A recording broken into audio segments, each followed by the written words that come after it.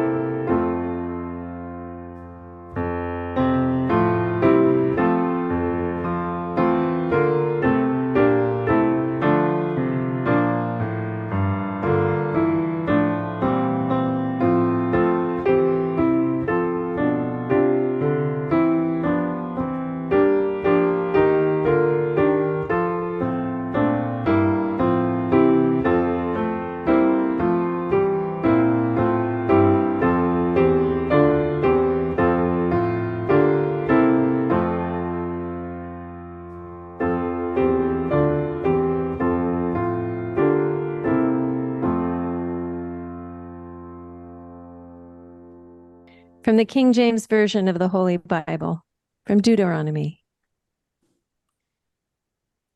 For the Lord thy God blesseth thee, as he promised thee.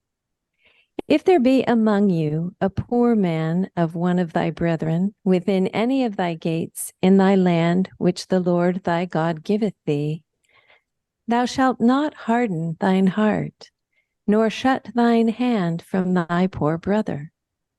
But thou shalt open thine hand wide unto him, and thou shalt surely lend him sufficient for his need in that which he wanteth.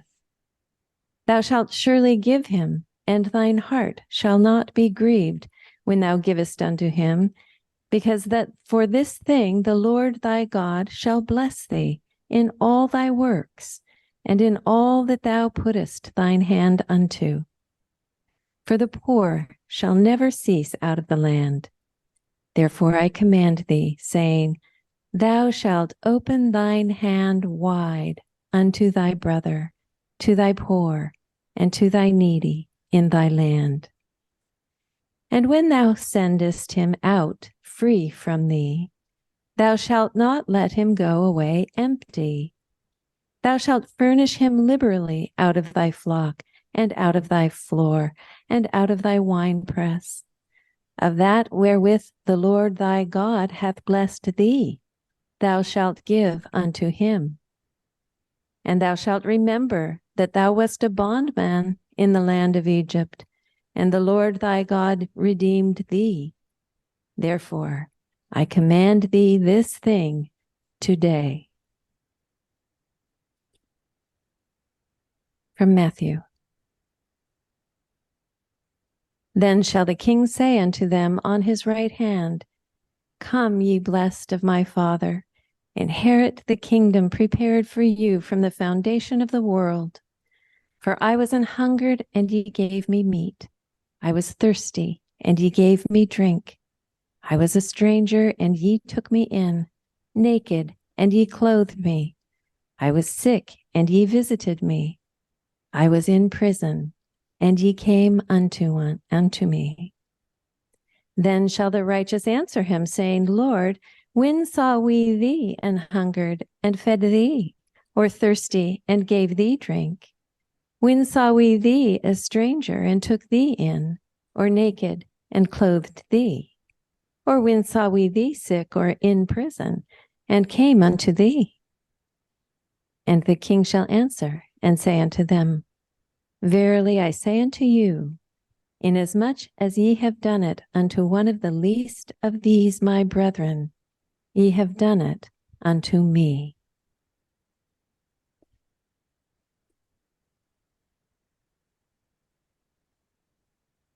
And from Science and Health with Key to the Scriptures by Mary Baker Eddy.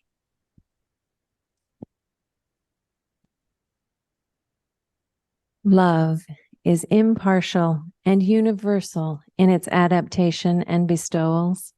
It is the open fount which cries, Ho, everyone that thirsteth, come ye to the waters. Christian Science reveals a necessity for overcoming the world, the flesh, and evil, and thus destroying all error. Seeking is not sufficient. It is striving that enables us to enter. Spiritual attainments open the door to a higher understanding of the divine life. If we would open their prison doors for the sick, we must first learn to bind up the brokenhearted. If we would heal by the Spirit, we must not hide the talent of spiritual healing under the napkin of its form, nor bury the morale of Christian Science in the grave clothes of its letter.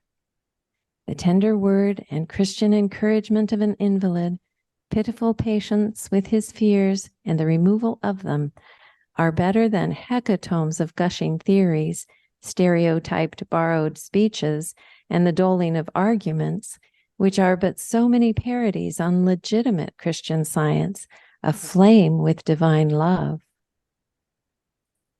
Cold disdain, stubborn resistance, opposition from church, state laws, and the press are still the harbingers of truth's full-orbed appearing.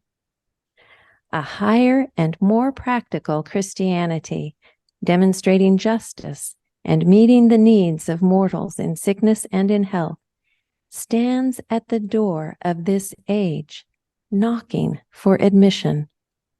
Will you open or close the door upon this angel visitant who cometh in the quiet of meekness?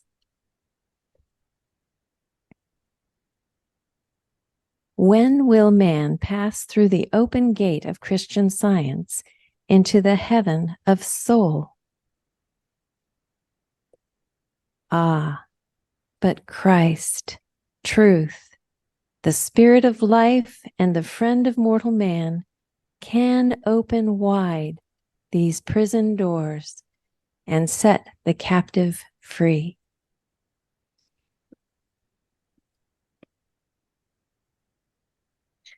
Let's have a few moments of silent prayer, followed by the daily prayer.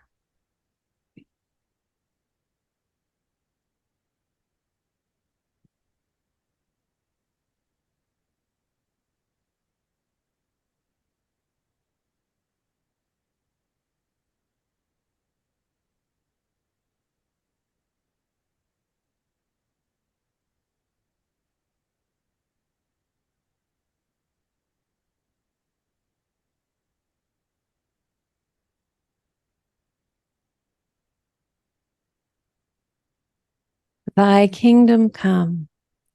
Let the reign of divine truth, life, and love be established in me and rule out of me all sin. And may thy word enrich the affections of all mankind and govern them.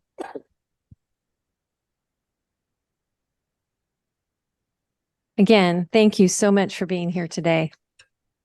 Really great gratitude. Whether you're here in person or online, we're very, very glad you've joined us, adding your metaphysical support and prayers to this important effort. And let me introduce you now to the rest of the current members of the advisory board. We have Jake Lowe from First Church Seattle, Jim Gold from right here in Burien, and thank you, Burien Church, for allowing us to use this beautiful space. So many thanks. And Alan Halfhill, who is also our tech guru. He's from Squim, and we owe him extra thanks for offering to donate his expertise and time for this meeting. And Carol Phillips, our musician from Vancouver. Thank you, Carol.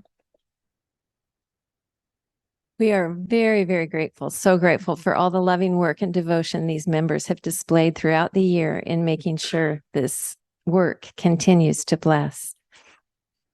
So I will now read the annual report.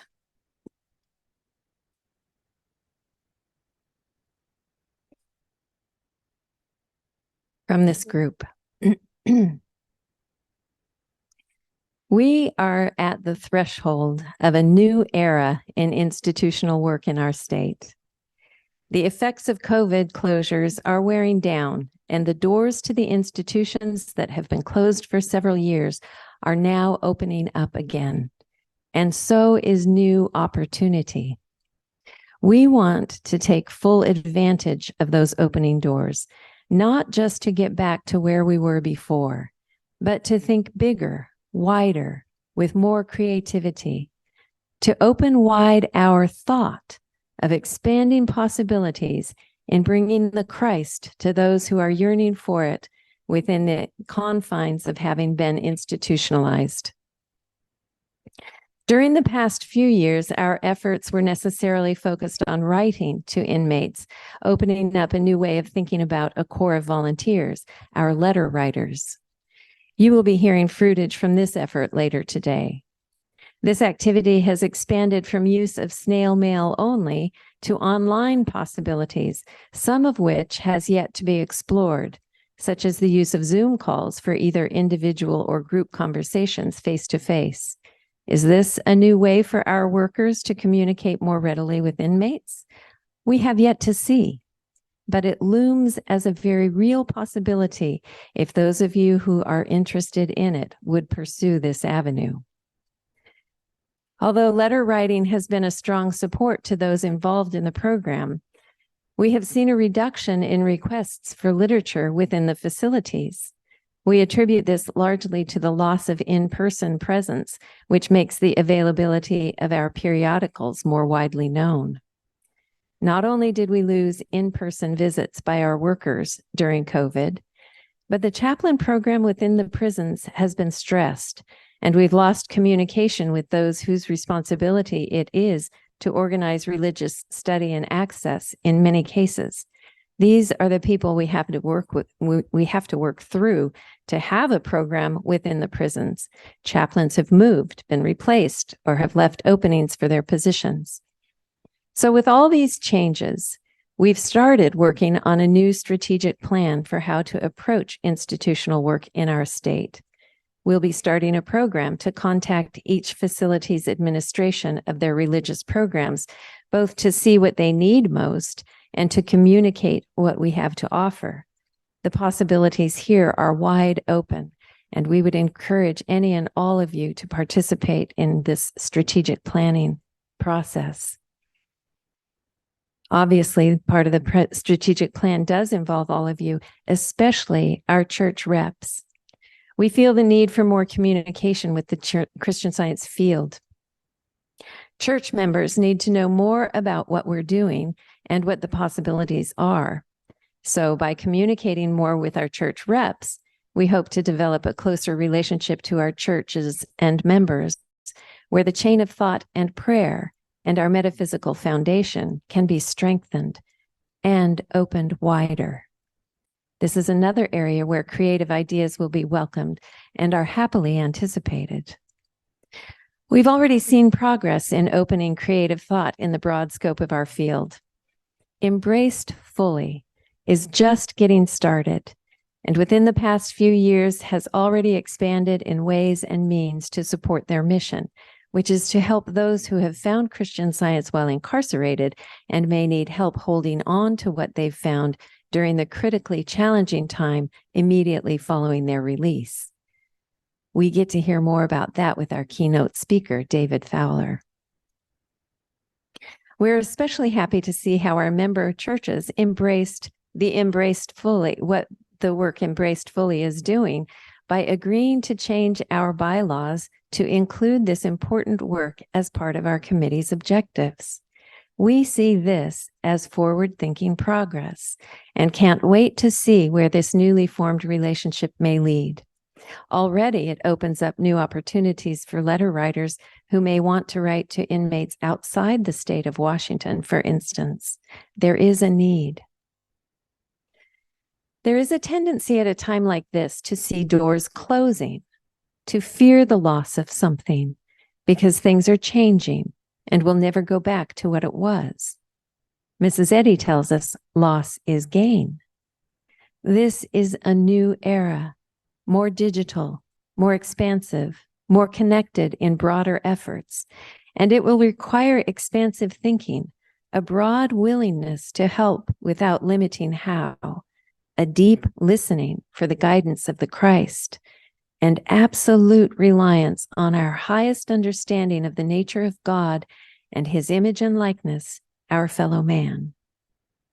This committee is a spiritual idea with a spiritual purpose, and therefore it must express the abundance of resources to do what God wills it to do, and we cannot fear.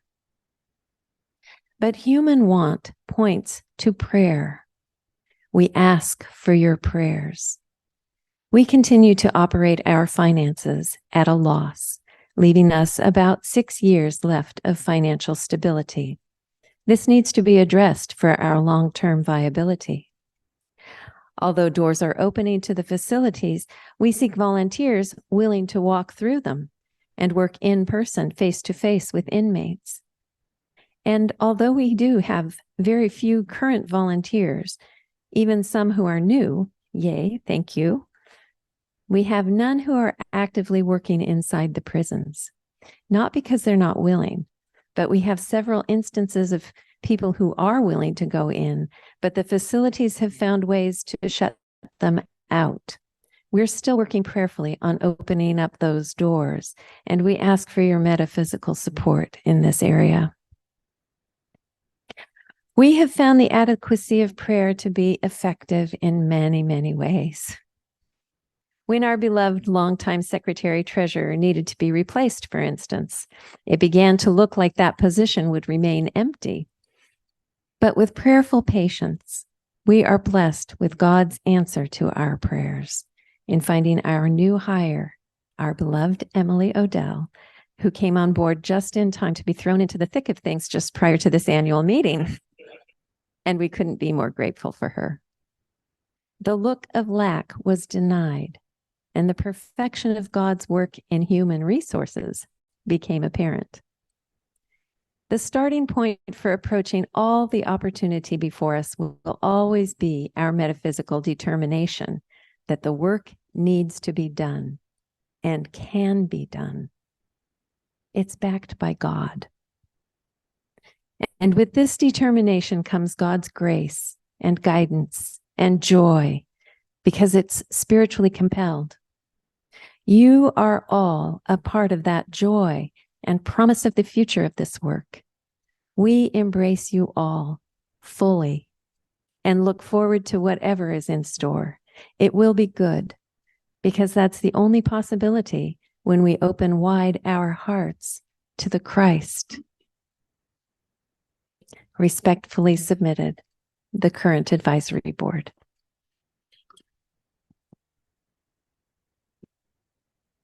And now it's time for the treasurer's report.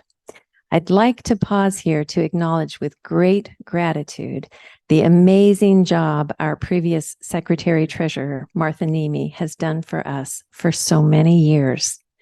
She has been the epitome of excellence in her work and has been patient and dedicated, keeping all the wheels turning in the right direction, and was an essential aspect of our work, not only for years prior, but for almost the entire year this year, even after having given her notice that she needed to move on from this job.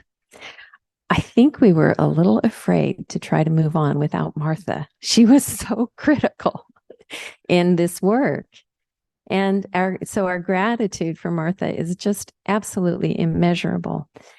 But after a very long search for just the right person and some extremely good metaphysical treatment to deny the lack of resources, personnel resources, we did find just the right person to take over those very important responsibilities. So I'm happy to introduce you to our new secretary treasurer, Emily Odell.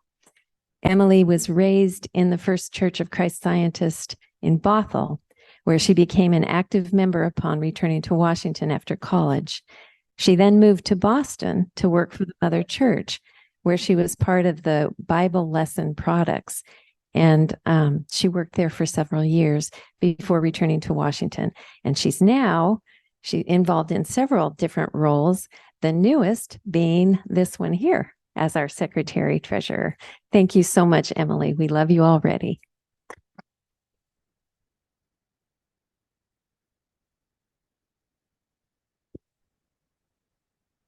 Thank you, Trinka. What a delight it is to be with you all in person today.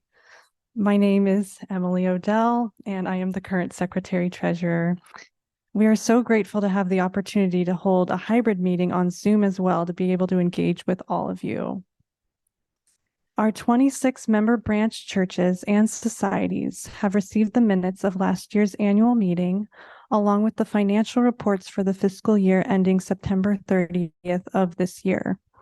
They have voted to accept the minutes and proposed budget for the fiscal year ending 9/30 of next year as presented. Since many of you may not have seen the financial reports, I will summarize the following. Our total income from all sources, contributions, and a grant from the Mother Church was $19,144.31. The total expense was $22,107.60. However, some good news is that the expected deficit last fiscal year was overcome due to gains in the investment account of $11,289.58. Ultimately, our net income was $8,326.29. The bulk of our expenditures was $15,474.31, or 70%, which is devoted to books and subscriptions to inmates, as well as office administration, which takes up about 30%, or $6,600.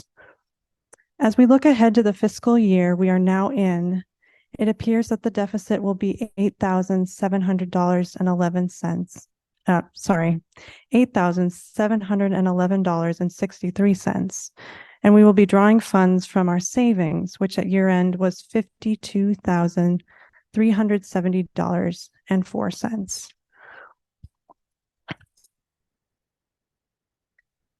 The proxy ballot also included voting for a new advisory board member. Through the proxy ballots received that constituted a quorum, the election voted for Dave Lau from First Church Bothell to join the advisory board. He will join current members of the board, Jim Gold of First Church Burien, Alan Halfhill of First Church Squam, and Jake Lau of First Church Seattle. We'll be saying a big hearty thank you to our outgoing board members, Trinka Wasik of First Church Bainbridge Island and Carol Phillips of First Church Vancouver. And an additional, again, I can't reiterate enough what Trinka already said, but a thanks goes to Martha Nemi, who has served so faithfully and played a solid foundational role as both the secretary and treasurer during these past 9 years. Please join me in expressing our gratitude for all these outgoing members.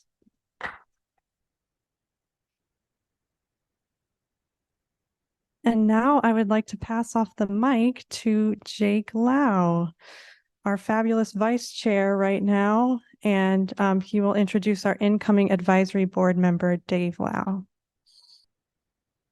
Let's see, where are my peeps on Zoom? Is it this camera right here? Thank you for being here. Thank you. We love you. To echo the gratitude for our outgoing members, Carol Phillips, who's our brilliant piano player today, and Trinka Wasik, Christian Science practitioner out in Bainbridge Island. The work that they've done, particularly specifically when I met Trinka, the way I got onto the board was she was visiting First Church Seattle, and I think I gave a testimony that referenced my time in prison, and she clocked that and hunted me down, scheduled a meeting after church the following week that she was going to visit again to talk me into being last year's speaker at the annual meeting, as well as a new board member, which I was so happy to do. But just the heart of this committee in this really special time where things are opening up and we have just a tremendous opportunity to see so much love reaching every crevice and corner of existence. It's a cool time to get healed of that. The one person that we've got joining to join this core and heart of this exciting work is our new board member, Dave Lau. In case you couldn't tell, same last name. It's not a coincidence. He is my father. He brings a wealth of experience and expertise. He owns his own privately owned company in the wastewater treatment industry, which is very successful. And he's been there from the grounds up, from testing things in our backyard to now being a multi-million-dollar. But in addition to that, he has a heart for Christian Science that I am probably one of the most qualified ones to have been the beneficiary and recipient of that heart and love and quality metaphysics. He's spent time volunteering in county prisons and county jails, and actually continues to talk to at least one member and continue the beautiful kind of a fully orbed promise of the embrace fully that we talk about. In addition, and probably most close to home, he has really dealt personally with the love of embracing an inmate in his own son. And I am so grateful that heart and that love is going to be joining the board in this great work with his stern, clear, black and white metaphysics. So please help me welcome with the big, substantial, hearty welcome, Dave Lau, to our new board. Thank you, Pops. Really stoked. Thank you. I've also been given the pleasure, this is the introduction portion of our meeting today, to announce our keynote speaker. Fowler is legit. I just met him today. Currently, he is the executive director and founder of Embrace Fully, which, as Trinka mentioned in her board report, has been an active part that we're, as the board for the institutional work in Washington State, being added to our idea of making sure that as these inmates are leaving the correctional facilities, that they continue to be nurtured and helped in all the varied ways that no doubt we'll hear today from his talk. But that resume, he's got a doctorate in ministry from the Berkeley School of Theology in Berkeley, California. He served as the previous editor for the Light in Prison website, which was the website for the institutional committees out in California. They did monthly videos and interviews, and he was in charge of editing all of those. He's a rock star. In addition to that, he was co-director of the Rivendell School in Concord, New Hampshire, which specialized in serving really kind of tough, intense cases for juvenile offenders, and just a rock star, and also served as a Christian Science chaplain for a federal penitentiary. So we are extremely blessed to have him here. But in addition to that, I got a chance to speak with him just briefly before this and asked him kind of where his heart was. A lot of selfless, there are easier jobs to have than the ones he's had, and asked him what was the purpose was, and he referenced his own experience on overcoming drug addiction and his time. And I have a kindred spirit with him in that we both feel that our time really needing to just buckle down and see that reform, see that moral progression, and see that bigness and unlimited reach of love, that is just a jetpack to our spiritual growth, and is only a benefit, and it only enables us just to see the love in everyone and just to love everyone. So with a huge, hearty Washington welcome, David Fowler, thank you for being here. Kick it off, buddy. That was a nice introduction, Jake. Thank you so much. And it's interesting that we are so grateful, humbly grateful, Gabriel and I, my partner in Embrace Fully, that you have sort of adopted us and are willing to work with us. We are 3 years old. And in that 3 years, we had no clue that we were going to be where we are today, serving 20 states. It grew so fast. I kind of think of it in a way, it was sort of like being on a rump of a galloping horse, without any control over the reins, which is kind of how God works. You're just sitting there going where it's going. You're not directing. I mean, we thought at first we were going to kind of direct this thing. We had some specific ideas for it. But every single individual that comes out of a prison is a different case. They all have different needs. And to meet those needs, we had to be extraordinarily flexible. And now we find ourselves training, which we didn't ever think we'd have to do. We just thought volunteers would come to, want to work with people. But we had no idea what we were doing. I mean, we're kind of like just dumb kids in a way. And but we've sort of just found our way along, listening to things, listening, and being willing. And so anyway, here we are today. We're, like I said, we are very, very blessed and very grateful and very humble to be working with you. So let's do work together closely. We have a lot of ideas. You talked about ideas, Trinka. So yeah, we'd like to jump into this with you. So I have a little slideshow. I should mention too that Embrace Fully started out of a necessity. When I was doing interviews for Light in Prison, we would do these interviews with these chaplains who were great chaplains, just like people here are great chaplains. And they would have these wonderful stories of people. And then we started hearing these other stories where people would be studying Christian Science for years in some cases and would be released, and there was no one to meet them. There was no organization out there to, in California at this time, there was nobody out there, to welcome them, to give them housing. That's now changed. Or services. You could find them, but it was very, very difficult for anybody coming out of prison after 20, 30, 40 years in some cases. Everything is different. I mean, everything is different.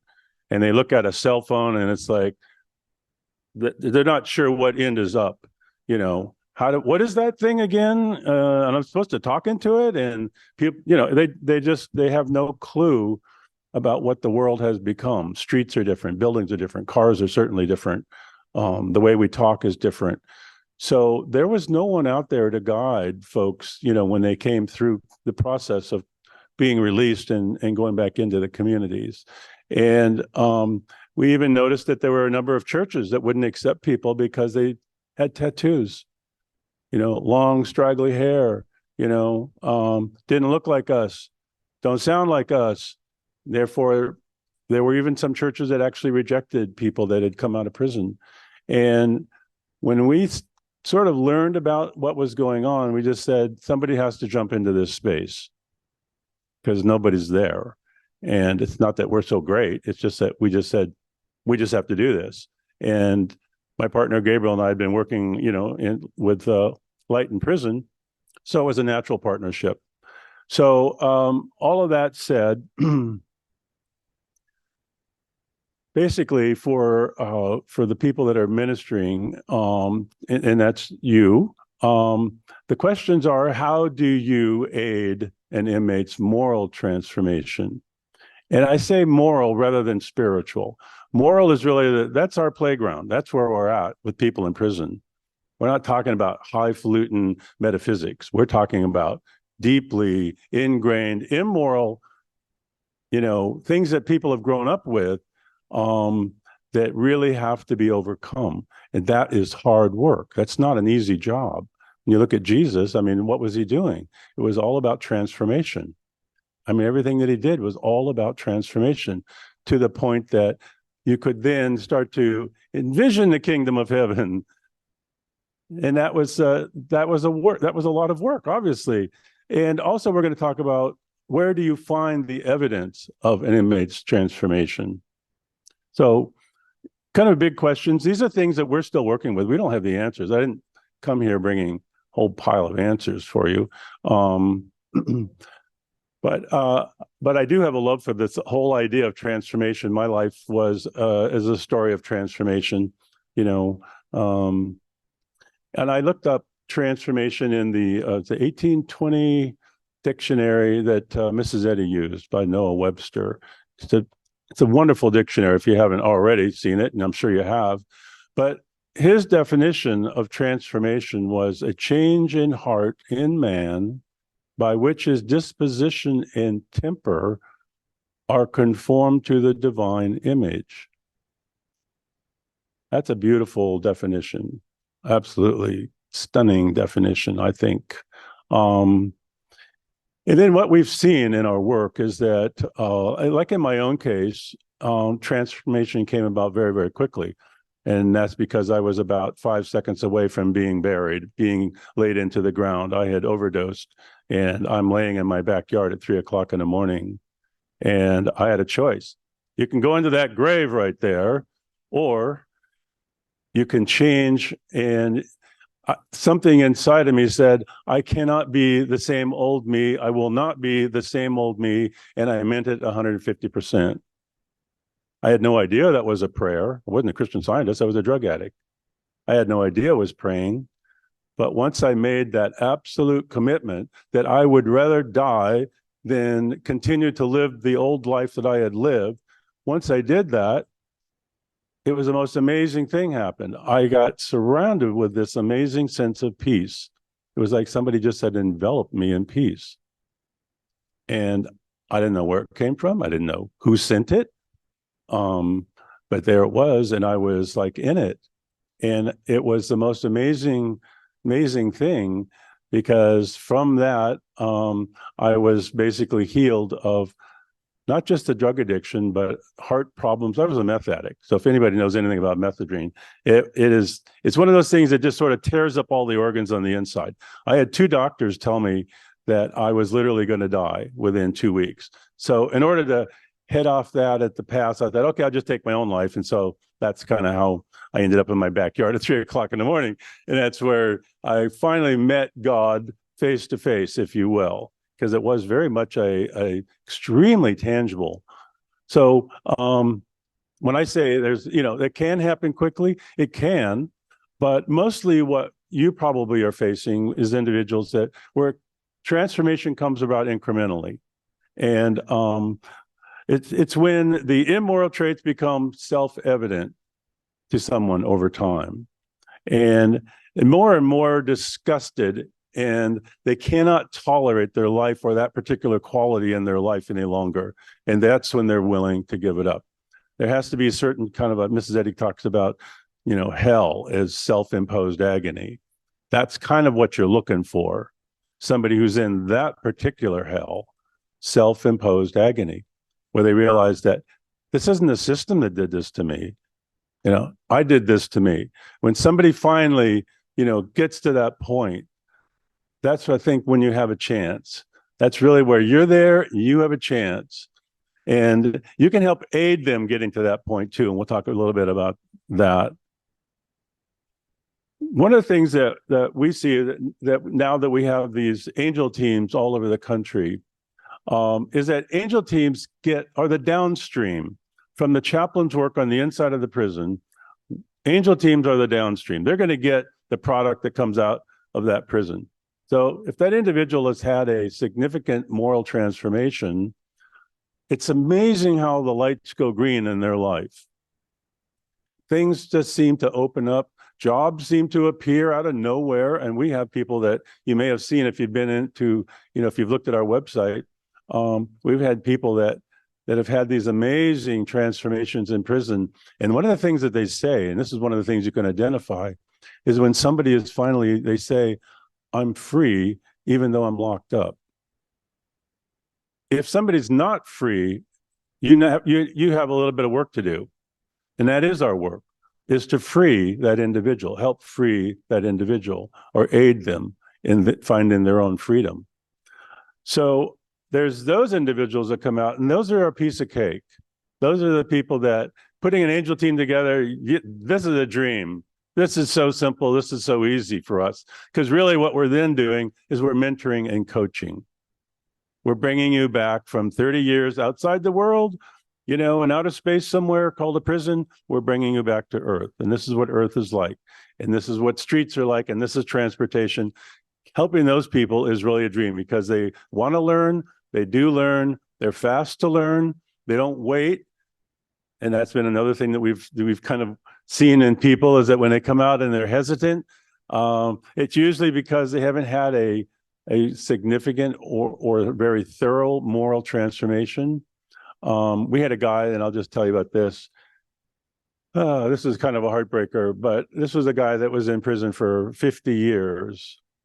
And when he came out just 2 years ago, he had been through, the chaplain told us that she worked with this guy every week for something like 15 years after he found Christian Science in prison.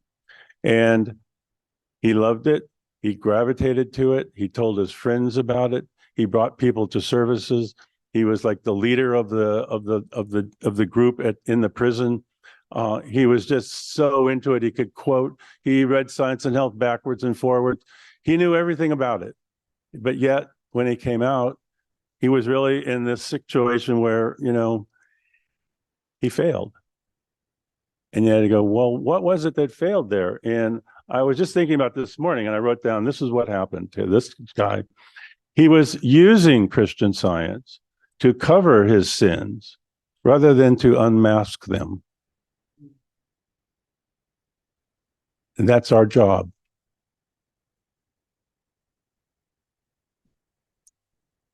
So he's come back to us after he had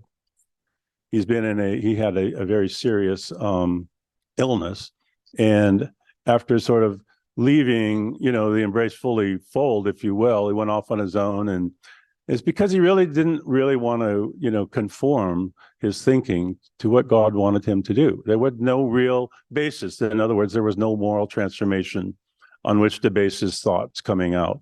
So now he's in touch with us again. So we have another chance. We have another chance. This is not necessarily where we want to be reaching people. We want to reach them. You want to take note of this. We want to reach people in the pre-parole phase, not in the pre-release phase. Pre-release mindset is totally, totally different than somebody who has been granted a parole date or pre-parole. They're in the pre-parole phase. They have yet to come before a parole board, that is, and have a parole board give them a parole date. Those people, they're open. Their hearts tend to bleed. They're the ones that may think they may never ever get parole and may never see the street again, may never see a family. So we want to reach people in the pre-parole phase. Pre-release, it's a lot harder work, actually, because their mindset is already on, okay, I'm going to get out. I might be nervous. I might be anxious about a lot of stuff, but I got a date. I'm going to get out. And that can be more work for our angel teams. That's anyway what we're finding. So to get a clear idea of transformation, we're just going to discuss a couple of things here, and that is how one's heart can open wider and how that can produce a transformation. I'm talking about how your heart opens wider and that can produce transformation in you, which then can produce transformation in others. You're sort of the spark plug here. And number two is how divine love working in our consciousness can aid an inmate's transformation. So those are kind of the two things that I'm going to talk about. And I've been given a kind of a small window here, so I'll try to get through this without violating what I've been told to do. You may be familiar with this guy. He had something amazing happen to him in the book which was a wonderful book. If you haven't read it, please, it's how the Grinch stole Christmas. I love the Jim Carrey version. I don't know if you ever saw that one in 2007. He was so good. He was so evil, which made him so good because he really played that part so perfectly. So does anybody know what happened when the Grinch found out that it wasn't all about presents, that Christmas was about something else? Certainly, his heart grew 3 times the size that it was. And that's a beautiful illustration for our work, because that's essentially what we're into. We're into the heart, growing business here. And from that, this is what came to me when I was thinking about that, when I thought about the Jim Carrey or even the book, it's divine love flows to you in order to flow through you. So if you think in any which way that divine love just sort of ends up in you, then you're probably not feeling it, because it's really felt as it passes through and radiates out of us. My teacher used to talk a lot about love radiates. I always loved that. It's not something you dispense personally. It radiates through you. And I just think that's such a beautiful way of thinking of love. And that, to me, love comes to us to go through us back to God. So there's this wonderful cycle that's happening and occurring. So that's kind of what the whole idea here of transformation is really based on. And if you haven't found this one here, this quote that it's at the bottom here, intrepid, self-oblivious love. I just love that, self-oblivious love. What a great thing to attain. So let's see here. I have a little short story, and it has to do with me. And this is at a time. This is going to sound odd coming from a Christian Scientist at this point, because this story occurred while I was a drug addict.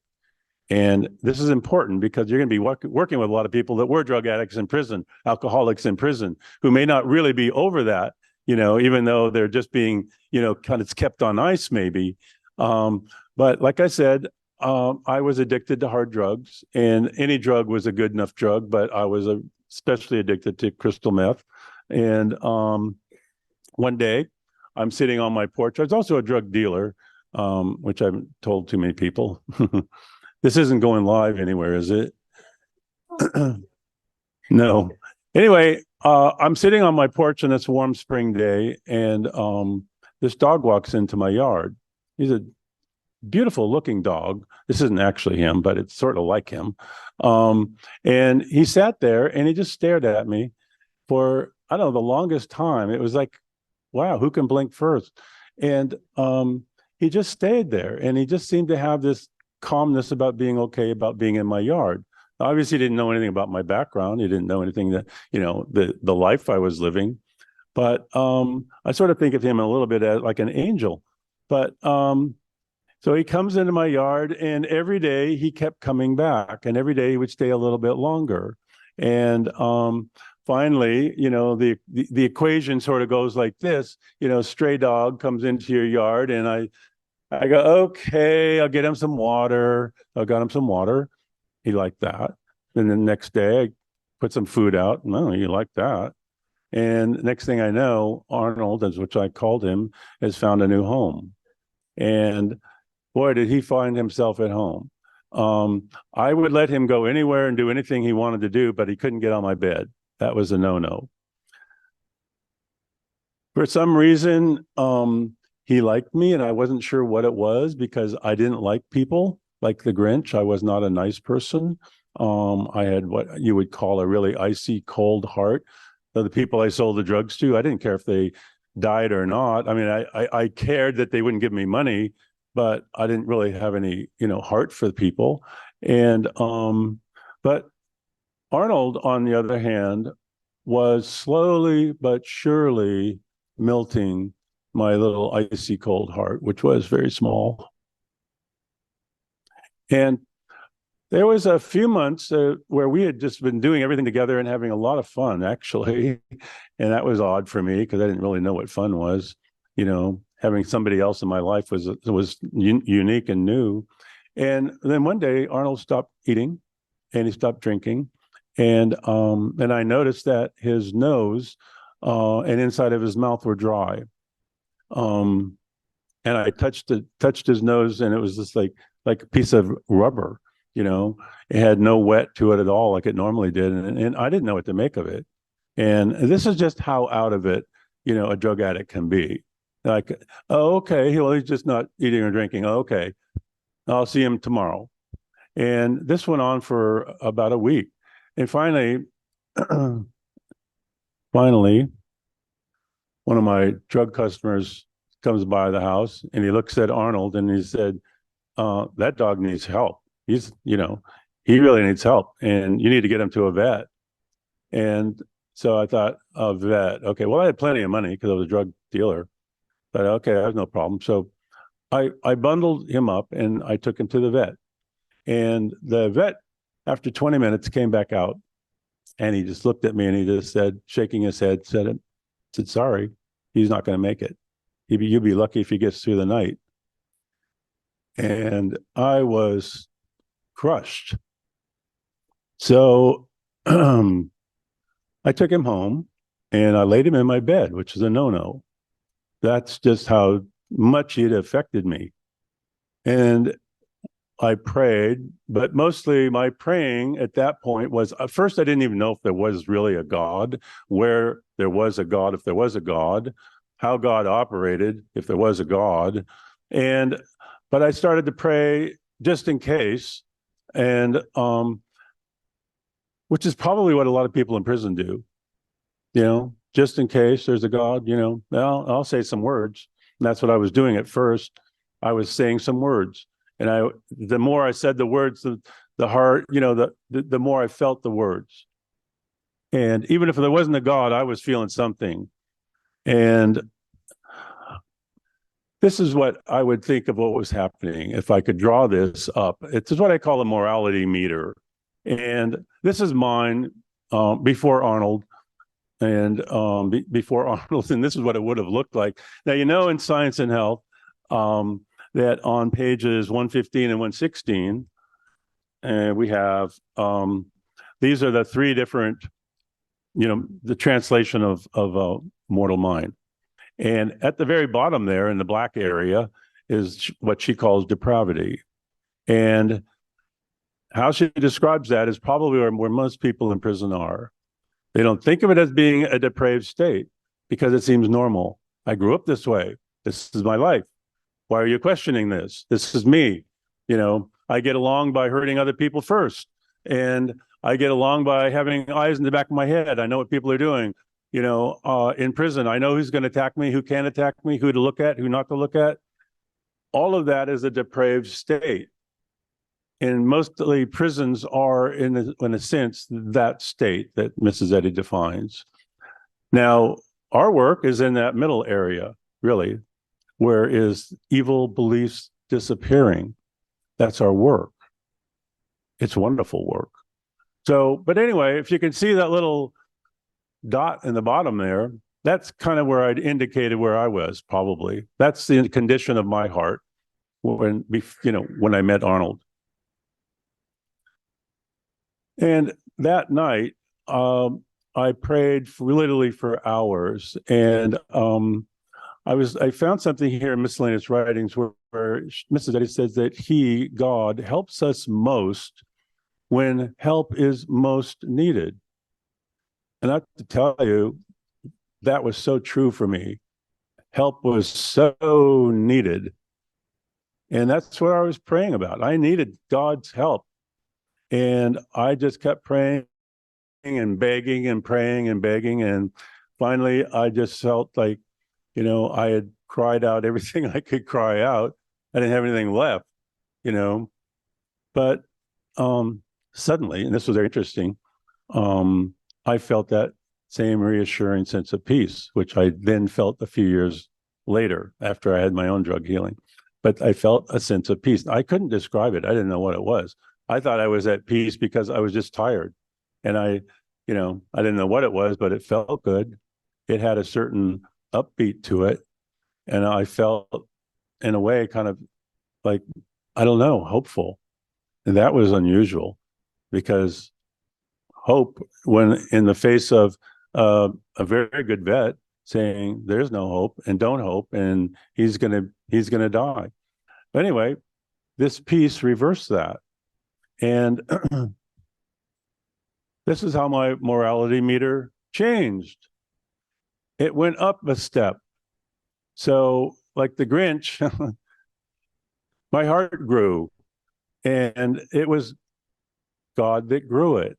I didn't know that, but that's what had happened. And I'm waking, I didn't wake up in the next morning in a normal way. When I was awakened by a very rude, wet tongue licking my face. He was not only alive, he was super alive. And he was jumping, hopping around the house like a bunny. I mean, literally just hopping. He was like, and I had water for him and food, which is all gone. I had to go put more food in several times. But Arnold was a brand new dog, and he lived for many, many years. But that's how one transformation can affect another's transformation. And when I think about how that healing occurred, consciousness, your consciousness, my consciousness, isn't, separate from its mental contents. The contents that are in our consciousness, it is our consciousness. It's not out there. There's no consciousness out there. Mrs. Eddy talks about being subjective consciousness. So this isn't brand new stuff. It's new. I mean, Mrs. Eddy was really one of the very first to really understand consciousness. But this is our field. This is our expertise, is consciousness.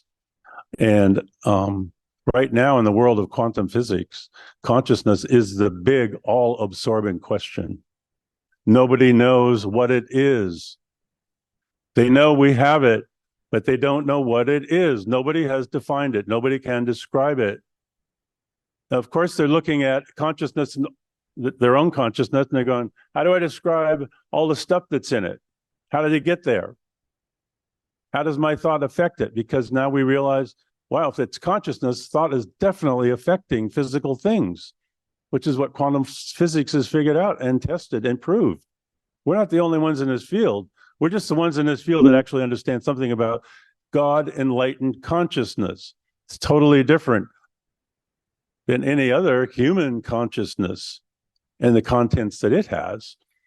So Arnold, being in my consciousness, received that love and that compassion that God was flowing to me. Arnold was the recipient. So that is basically how this works. It's, sometimes we kind of get concerned how this works, and it's allowing God, opening the door to God, and that's really the work right there, is allowing God in. So, so how did the Arnold healing occur here? I say it another way here, that the compassion flowing to God, from God to my consciousness, uplifted Arnold's health. So just a few things about consciousness here, and how love accepted into consciousness actually has an effect on everything around us. So I just drew this little thing. It's our subjective consciousness has an endless array of indwelling subjects, forms, images, as Mrs. Eddy calls them. I call it conscious inhabitants. Everything in your consciousness is an inhabitant, and in the environment within your consciousness. It's not separate from you, which is how healing works. It doesn't require space. So, and like I said, that quantum physics is really trying to understand this, that their thoughts are literally producing the things they see. There's a great book called it's written by a man that is a quantum physics guy that I had a chance to meet, and he talks about that the world really is consciousness. This is a scientist. I mean, a world-renowned scientist, and Donald Hoffman, and he's written a book that you should read. And I'm trying to think of the name of it, and it will come to me. But anyway, in the book, he does say, we don't know what it is, but it sure does produce a lot of results that we see, and we move in this and we act in this, but we just don't understand it yet. So, but we do to some degree. So some of those subjective images of consciousness appear as prisons, officers, inmates, wardens, and others, the actual buildings themselves. That's in us. That's not out there somewhere you drive to. That's in us. How do we get into them? That's in us. How do we get a bigger effect? That's in us. We're not waiting for somebody to give us a green light. Only God can do that. So who are we relying on? The inhabitants of consciousness to tell us? He can't. That's in our consciousness, if you know what I'm saying. So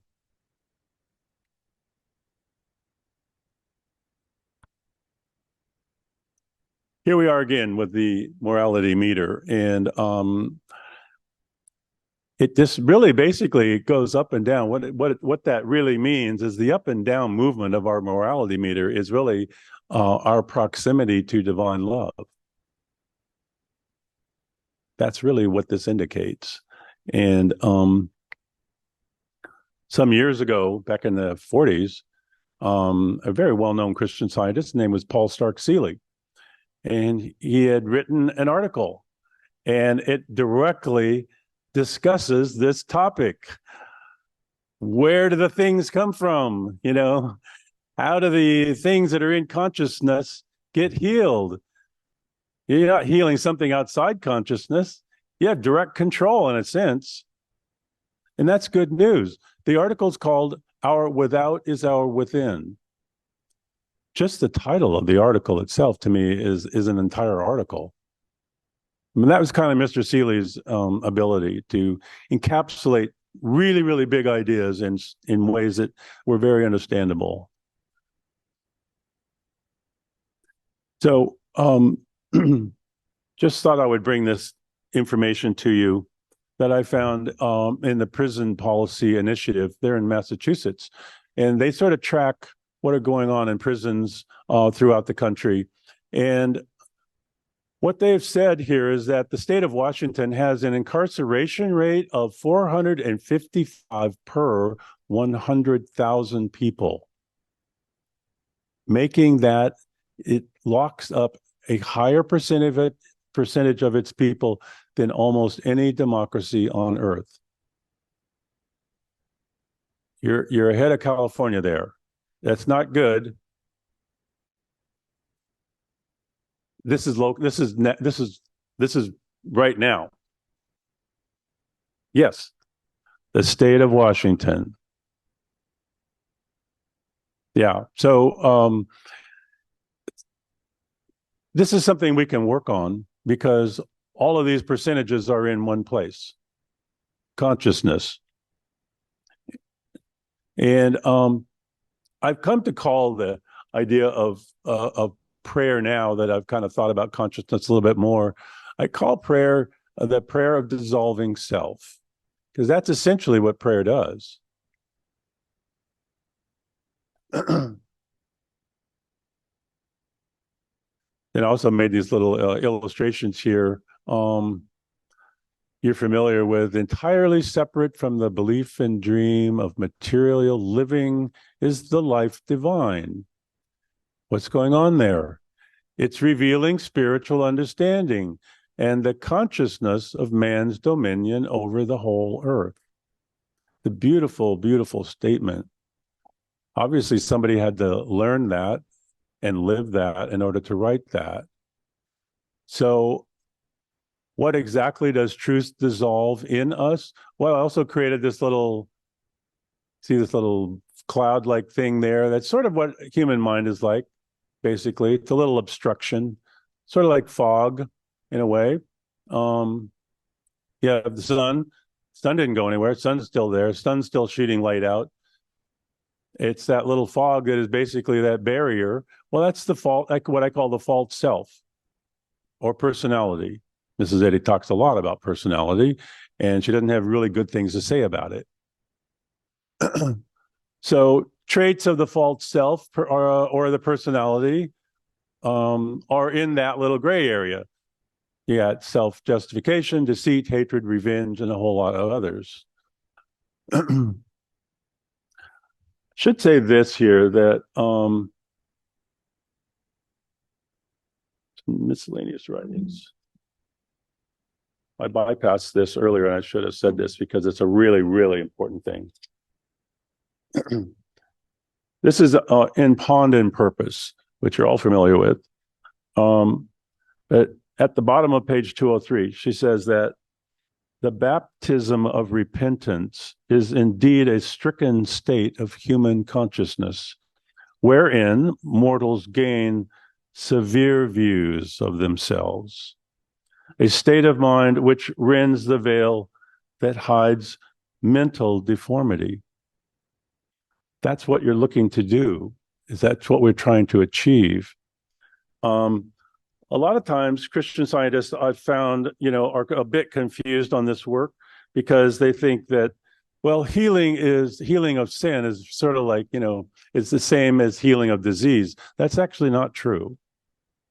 And here's what Mrs. Eddy says about that.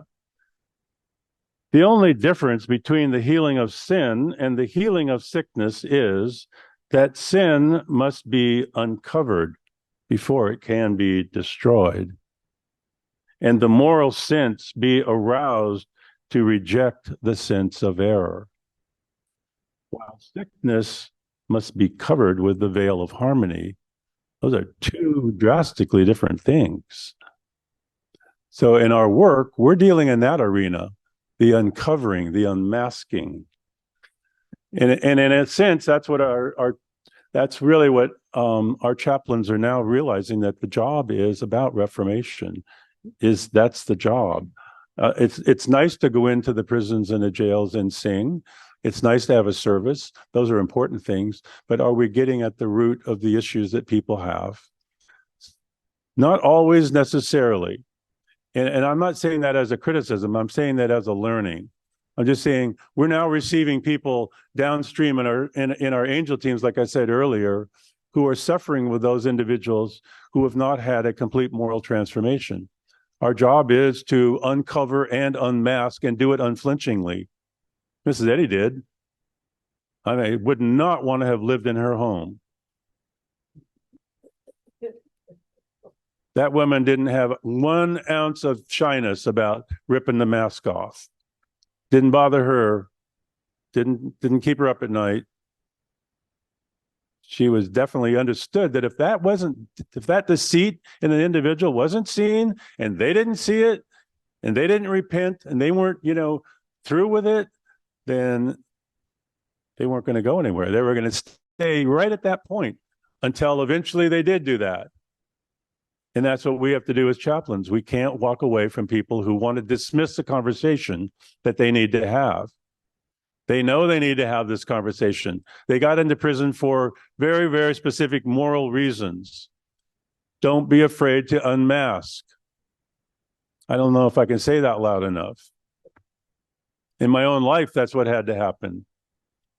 My life had to come to an end, and it did. So back to our little illustration here, because this is what's kind of, to me, it's fascinating, is that now you notice that when one little trait has been dissolved in that dream self, look what happens. The underlying background, the backdrop, the eternal backdrop, God, can come through. And traits of the self are dissolved. I love that idea, dissolving a trait. That's hard work, but that's what happens. Oh, what happens when more traits are dissolved? More light comes through. Now you're getting into the area where you can start to see evidence in an individual inmate's life. And it's not necessarily going to come from them. It's going to come from people that know them. They're going, that guy's different. I don't know what happened. Something's different. He seems to be a different person now. So something is going on in their lives. Can you imagine? Can you imagine just offloading all the personality traits that are in human consciousness? I love to ponder this idea, and maybe you can ponder it too. If you were one of the disciples standing with Jesus at that very moment of ascension, what would you have thought about?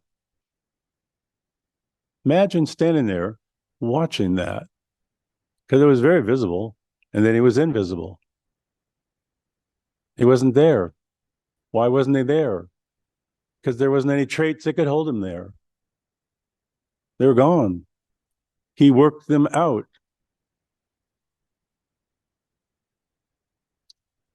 I also think it's another important question to ask yourself is that what would your last few moments be like before your ascension?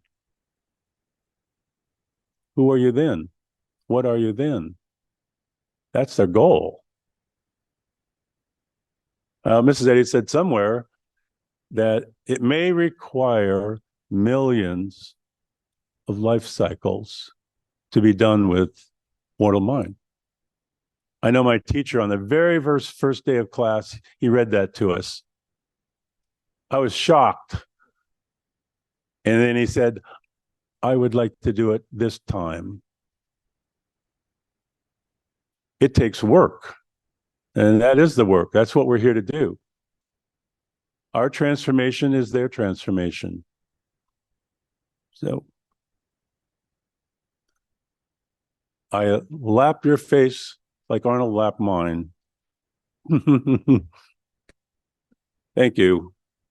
Wow. Thank you so much. There's a lot of food for thought in all that, isn't there? And it is a call to do our work. We don't even have to go anywhere. We can do it right here, right now in our own heads. See what happens. Thank you, David. We'd like to share some fruitage of the work that's been done this year, because there has been, so even though the doors were closed, there has been a lot of work going on.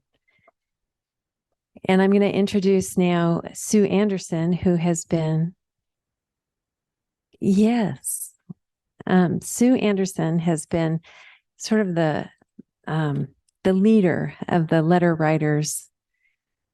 She's supported them in every way possible.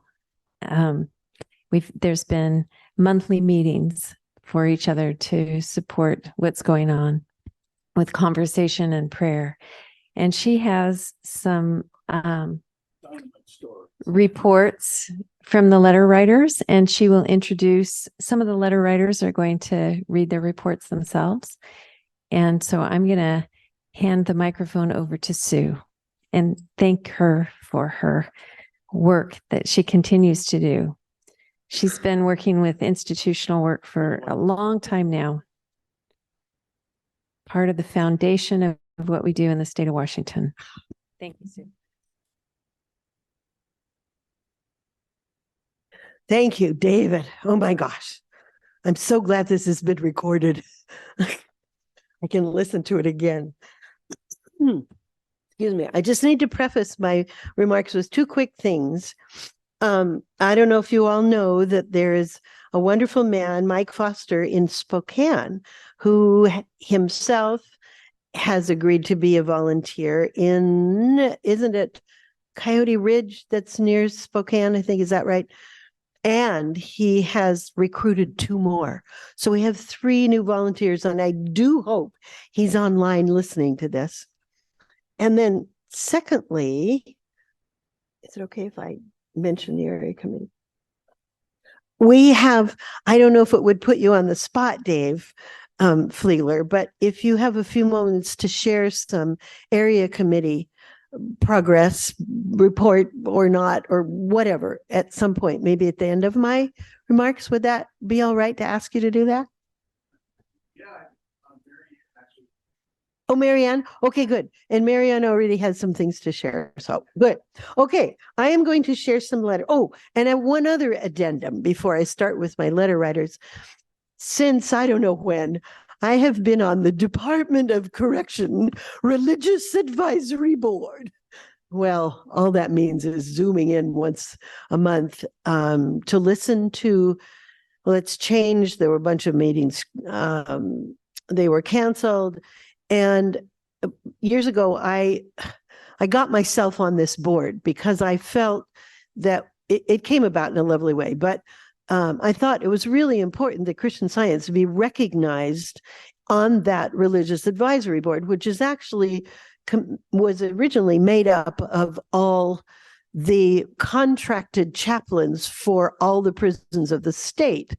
And when I went to the one in-person meeting years ago now, one of those chaplains said, "Oh, yes, Christian Science, we love the monitor." Well, that's the chaplain still at Shelton, which we give 50 subscriptions to. So, and I mail more because they just can't get enough of them.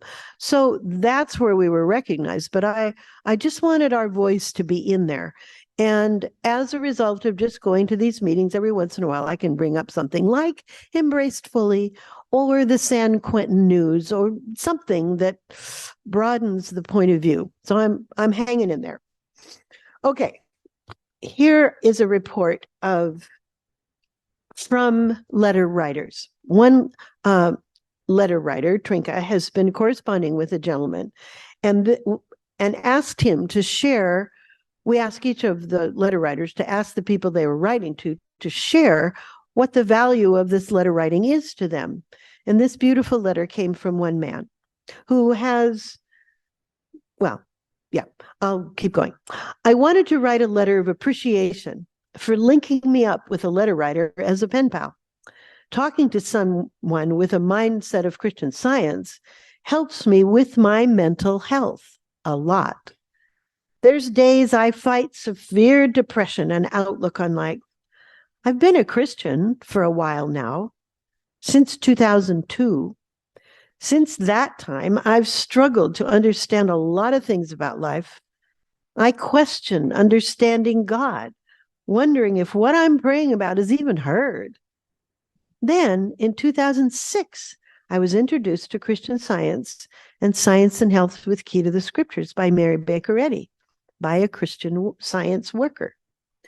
My first time reading it, I devoured it, and it answered so much. Then life is going on, thought. And life is going on, thought. And the wheat is being weeded from the tares. This process has been and still is a great struggle. Science and Health, the Sentinels, Quarterlies, and having a pen pal with my letter writer helps me more than imagined. When I'm specifically going through something, it's so good to hear insight from someone of a mindset of truth with a capital T. One example recently that happened was me venting and not understanding why God's allowing me to be incarcerated still, even after 18 years of it. Yet I look around and see all these other people getting out with not doing anything to prepare for it. Actually doing everything backwards doesn't seem fair. So I voiced my concerns about God's nature and if it's a loving parent's nature. The insight my letter writer gave me was telling me about Noah and God having him in the ark while drowning out the old world of sin and corruption. Then suggesting if I ever thought of it like this with me and my situation, that this is God's nature toward his children. Of course, it's extremely hard to see it like that, but not only did it help me conceive God's nature, it also gave me some interpretation of Old Testament scripture. More importantly, though, it was something I needed to hear at that moment. See, Christian Science is unique in the sense that no one around me has that understanding. I've messaged prison chapels and chaplains, yet they don't even know what I'm talking about. They've only heard of the Monitor, which is more like a paper, unbiased. I've tried to talk to cellmates, other inmates, many who don't even care about spiritual progress in general. So it's good to literally hear that reinforcing mind to bear witness to the other truths I read. Pardon me. It's helped me encourage other pen pals I have or share truth with family that otherwise wouldn't have come to the surface, at least in my circle. So I wanted to reach out and thank the committee for being supportive in this matter. I can't thank you enough for this.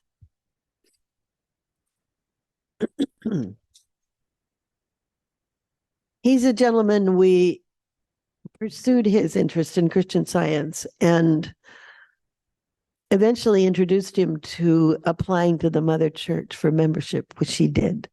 And he is a member. Oh. All right. From another letter writer, Rex Rudy from Bremerton. And this is about a gentleman who's been out now for 2 years, which is why I can use his name. I recently talked to Gregory Nelson, whom I first met as a letter writer in January 2020, while he was an inmate in Shelton. Since his release in late 2021, we've visited periodically, and he's even attended our church in Bremerton in person and on Zoom. He was in prison for 35 years. He's living with his mother in Shelton and is keeping busy doing yard work and landscaping for several clients, including the Olympia Church, where he attends. That's where our one major angel team is at the Olympia Church. I asked him what his feelings were about having a letter writer corresponding with him from our committee. He expressed gratitude for the opportunity to communicate with someone from the outside, and he found the correspondence of great value. He especially liked the candidness and honesty he felt expressed in our exchanges. While he sometimes replied to my letters once or twice a month, I felt it was important to send him a letter weekly. I'd share with him things that I'd been doing, working on my car, projects about the house, trips I'd taken. Of course, when appropriate, I'd share how I'd used Christian Science in solving some issues. I then included some excerpts from Cedar's Camp's metaphysical article on the weekly lesson, or something from Kathy Merrill's weekly talk.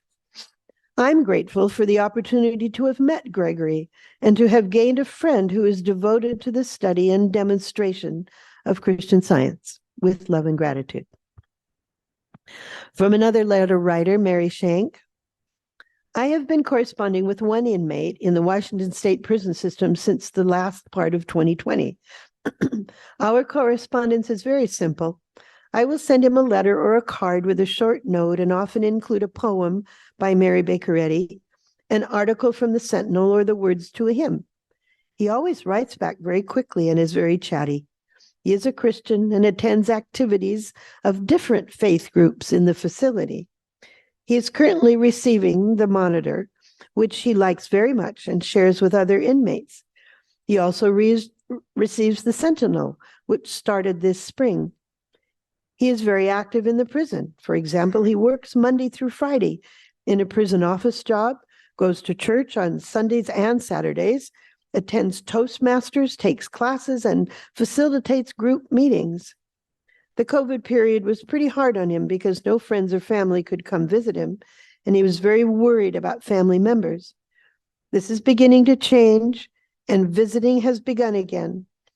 He was introduced to Christian Science several years ago and expresses his appreciation for the periodicals and the communication outreach we provide. And lastly, where's my other one? Sorry.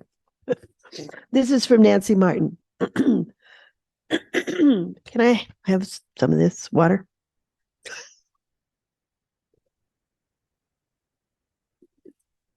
All right. Nancy says, At his request, I began writing letters to an inmate in the Walla Walla Federal Prison in early May 2022. It was his fourth incarceration, and he very much wanted to make a major turnaround in his life journey. Raised in a Catholic home, he found some of the phraseology in Science and Health a bit challenging, but he worked with some of the simpler passages, and he began receiving the full text Bible lessons. He was very responsive to Bible citations and stories. Paul's conversion was particularly meaningful to him. He was released about 4 months ago and was in transitional housing with a job and optimism for a new direction. He continued to write often, by this time via email. I now live in a different state, but I asked another letter writer to visit him, which we'll hear more about later. He was taken to a job interview, which was successful, and to the reading room and church of Chehalis for familiarization. Last month, he was advised to begin taking some day classes, which made his night job too difficult. Unfortunately, without income, he made some non-productive choices and has been rearrested. We are currently endeavoring to locate him and continue supporting his stated goals, holding a view of him as God's dear son, with the ability to renew his path into the light of truth. And in the meantime, Nancy's been in contact with a woman at the Department of Correction, introducing herself, writing about this gentleman that she's been writing to for a year and a half.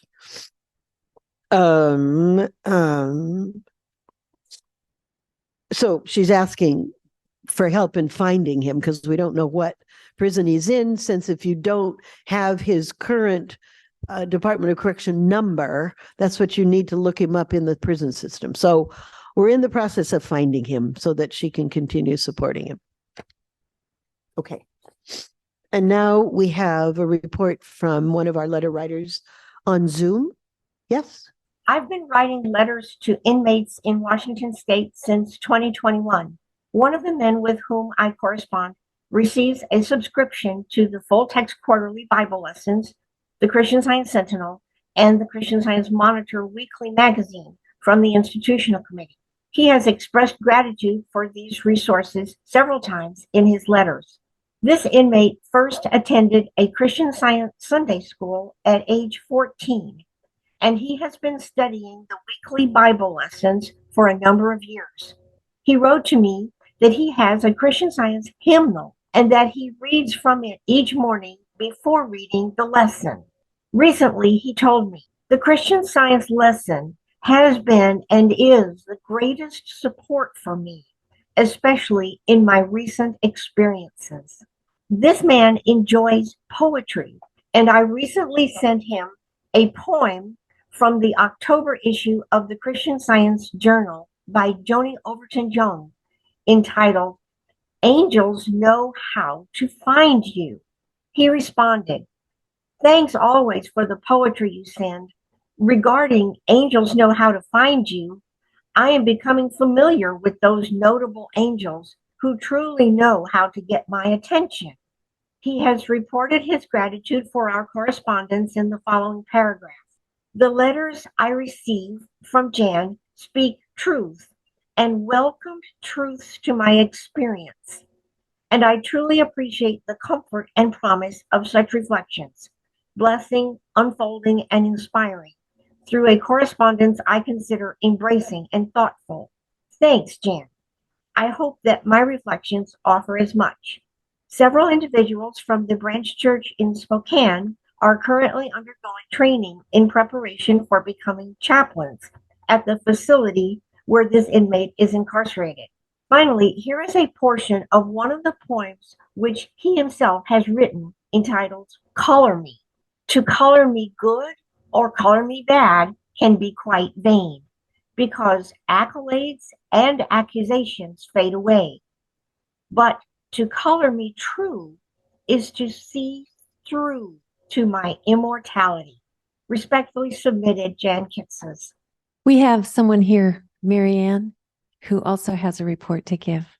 Thank you for being here this morning. I visited Stafford Creek Corrections Center Monday, March 20, 2023 in Aberdeen. Jan Kitsitz had been writing to Elio from Guatemala in Spanish for a couple of years. Elio requested a visit, so I applied to visit.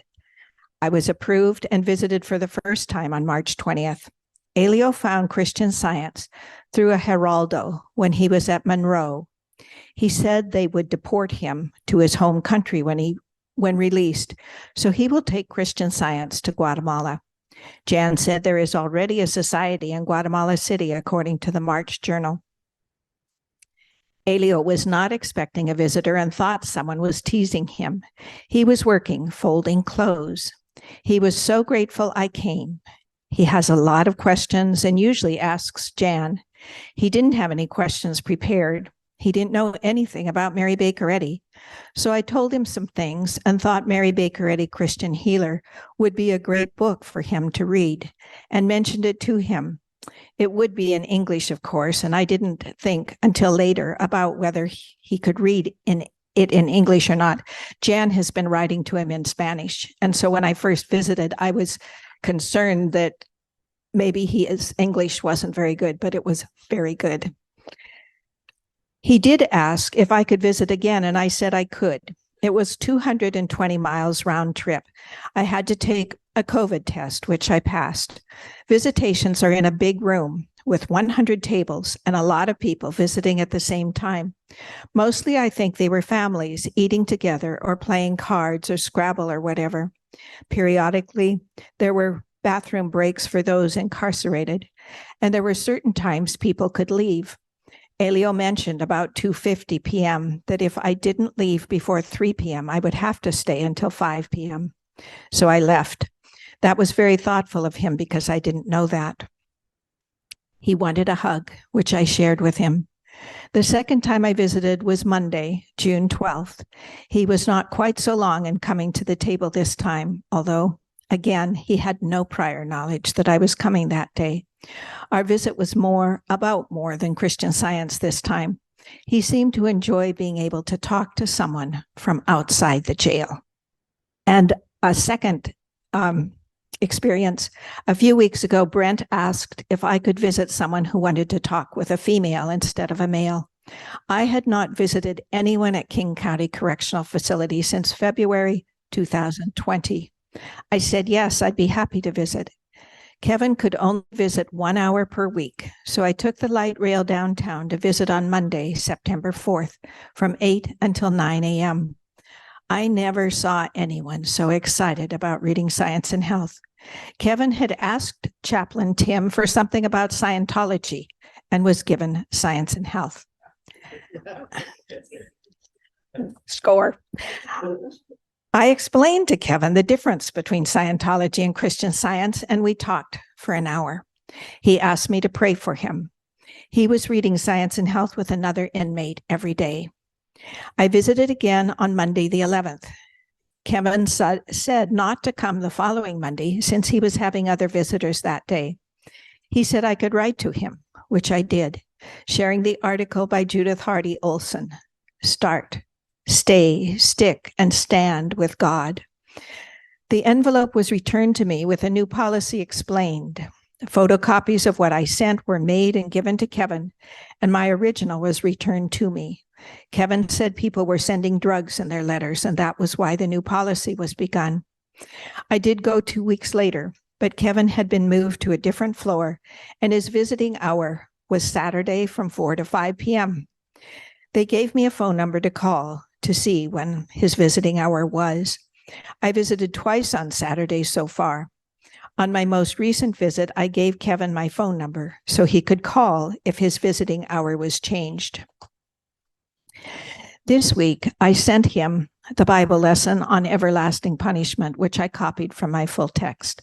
I am expecting to visit again this afternoon. I did visit on October 14th.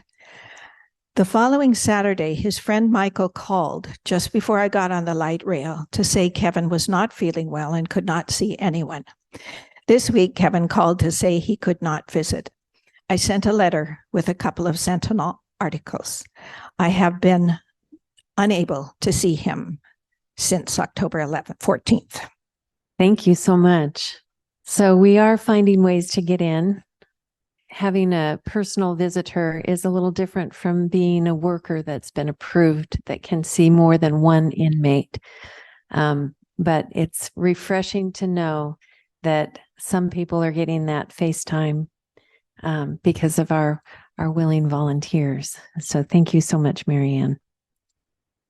And thank you, Sue, for filling us in with all the letter writers. I also am a worker, but not in a prison. I do my work at a memory care facility. These are people who are institutionalized because they're not allowed out because of the state of their mental health. And so I'm going to offer a report for the work that I've been doing in that memory care facility. This was my second year providing church services for a memory care facility on Bainbridge Island. And I have to tell you, it is such a work of joy. These people are so dear and they respond so well to divine love. One woman approached me immediately following the service, telling me it was just what she needed because her husband had passed away last night.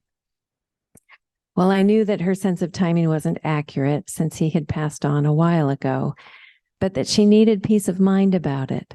So I addressed it by affirming that he was still in God's loving embrace and could never be separated from God, who is all-powerful love. And that fact can't help but bring comfort to us. And she was so grateful for this message. She gave me a really big hug. She never brought the topic up again, which seemed to me to be a sign of healing. She had reached a peace of mind. She became very devoted to our services, asking the nurses to wake her up if she was asleep so she could attend. Another gentleman came to a service and was filled with tears by the end of it. And he said, "Do you know what you just gave us?" And over the next few services, he seemed to be quite angry and got aggressively angry when his wife came in to take him away from the service for a visit with her. He didn't want to leave the service. I encouraged him to go with her, which he did, but then I didn't see him attend again, which surprised me. And one day I met him in the hall and I asked him if he wanted to come to the service that day. And he shook his head with an angry no. I asked if he was angry with God and he got very quiet. "I don't think so," he said. I told him I was very glad to hear it, and I left it at that. And during the service that day, a nurse came in to make sure he was not there. I was so glad to discover what was going on. She said, talking about religion upsets him, so she wasn't letting him attend the service. When I knew what was going on, then I knew how to pray about it. And it was several months later before he started attending again. But he does come now with a sense of peace about him. And he's one of my most grateful participants. The first time one of the residents came to a service, he asked me a question and tried very hard to respond to the answer, but he had a hard time getting his thoughts out clearly. But I could tell that he was extremely intelligent. And I asked the administrator about him, and she told me that he was an acclaimed academic. I could see in his interactions with others that communicating was very difficult for him, but the wheels were turning. What he said often wouldn't make sense, or it was unintelligible. But then the service topic came up: is the universe, including man, evolved by atomic force? And it appeared that this gentleman was maybe sleeping during this service, all slumped over. But when the service was over, he came over to me and he said very clearly, "I wasn't sure where this topic was going, but I really liked the direction it took. And you presented it with clarity and eloquence." Not only had he been awake the whole time, but really listening. And his mental acuity after that service was so distinctly different from before. It was like I was meeting him for the first time. He was all there, even if only for a moment. And it was really beautiful to see. He later asked me to present that service again. I assured him it would come. There have been several times when those who seem to have hearing disabilities, you know, if you go to talk to them, they make you lean up right and speak right in the ear because they can't hear otherwise. And they come to the service and they sit through the service the whole time and maybe not looking like they are listening. But then when the service is over, they'll say something to me that lets me know they heard every word. And one woman in particular has a daughter who comes to visit. And when she came at the end to get her mother out, and she was very surprised to learn that her mother could hear anything at all during the service, let alone talk about it afterwards. And it seems to be one of the things that occurs. There's a settling. The people who are disoriented or seem anxious, they'll come into the service and they'll find peace, and they listen and they hear, and they take that out with them and treat each other better. There's a notable difference in attitude and behavior that the service brings on. One of the staff members admitted to me that she liked to listen in at the door, but she's not allowed to attend. So I started giving her weekly copies of the Bible lesson, which she appreciated until she left the company. And then the facility had a breakout of COVID, which closed the doors, and I couldn't go in to provide the services for several weeks, but I could pray. And in fact, having been there, giving people lots of hugs, I contracted some symptoms of COVID as well. And in order to go into the services, I had to test weekly for COVID. And this time I tested positive for COVID. But with prayers for me, you know, you call a practitioner and you work diligently, but it wasn't about me. This was about everyone. And so those prayers were not just for me. And I was quickly healed of the symptoms, but I was especially glad to hear when I returned to Fieldstone that no one at Fieldstone, it's Fieldstone Memory Care Facility, no one there suffered badly from the COVID breakout. The whole event was described to me as just a blip. It didn't cause the things people in the past have so greatly feared for this supposedly vulnerable demographic. I was very grateful. One of the regular attendees asked if there was more that she could read beyond the copies of the weekly Bible lesson that I bring to them. So I gave her a Science and Health and started a subscription to the Sentinel for her. The facility has expanded. They built a wing for assisted living and retired residents, and they've asked me to provide services for that wing as well. And although the residents don't technically fall under the auspices of being institutionalized, they told me that most of them have such a difficult time getting out and about that a church service on site would allow many of them to attend who otherwise wouldn't. And so I am in the process of working out what that might look like once there are enough residents that would make having a service there viable. So we are moving forward, and I can't say enough about how fulfilling the work is, and I can't encourage you enough. We're talking about opening our thought wide. Institutional work is often considered prison work, and it is, but there are other institutions, so we can open our thought to include more. Where else might we bring this message to those who can't seek it and find it? Sue has been encouraging us to find someone here or speak to someone about what's going on with the area committee. I did ask one of the people who was here if he wanted to say anything, to speak anything about the area committee. But the comment was that because the facilities have been closed, the area committee has been meeting, but it's mostly been metaphysical work that they've been doing. They're continuing to keep the organization open and ready, and they're continuing to pray deeply about this. And that was the basis of the report that he gave to me. So we are grateful for that work that is continuing to be done at the area committee level. So what can we say and what can we do now? Hopefully we all are finding ways of opening our thought and hearts and souls more to the work, with gratitude for the work that's been done. Thank you so much, David Fowler, for bringing your insights and inspiration to us today. And we are so looking forward to the relationship between Embraced Fully and the actual in-prison and institutional work. That holds a lot of promise too. Yes. Is there anything anyone else wants to share or ask? Any questions? Anyone online have any questions or anything they want to share?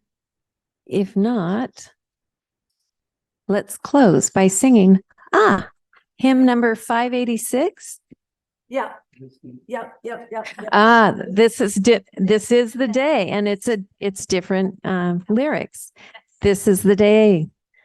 Open now, open the doorways of justice. Let us be glad as we pass through these gates. There is the place where the righteous may enter, singing to God with thanksgiving and praise. Yes, that is a very appropriate hymn. 586. So bear with me.